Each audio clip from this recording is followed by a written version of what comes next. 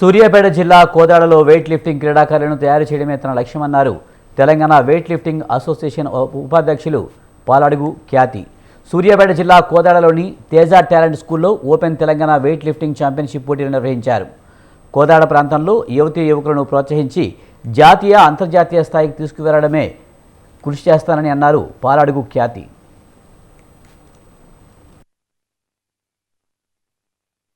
అసలు ప్లేయర్స్ లేరు, ఈ వెయిట్ లిఫ్టింగ్కి గుర్తింపు లేదు. నేను ఒకప్పుడు ఇదే ఊరు నుంచి పక్క ఆంధ్రాకి వెళ్ళి నేను జగ్గేపేట నుంచి ట్రైనింగ్ అయ్యి ఇంటర్నేషనల్స్కి వెళ్ళి నేను ఇండియాకి సిల్వర్ మెడల్ కొట్టుకొచ్చాను. ఇప్పుడు నా మోటివ్ ఏంటి అంటే మన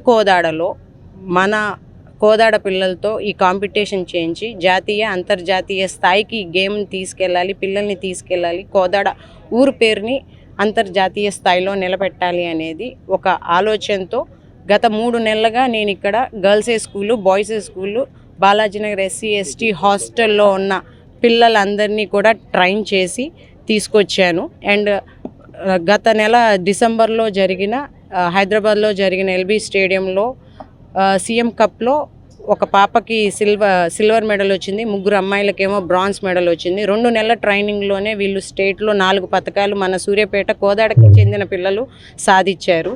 ఇంకా ముందుకెళ్ళి ఈ గేమ్లో అందరినీ డెవలప్ చేసి సూర్యాపేట జిల్లాలో ఒక తెలంగాణ వెయిట్ లిఫ్టింగ్ గేమ్కి గుర్తింపు రావాలనేదే ఒకటే నా ధ్యేయం అండి. కోదాడలో ఇప్పుడు వరకు అసలు ప్లేయర్స్ లేరు, ఈ వెయిట్ లిఫ్టింగ్కి గుర్తింపు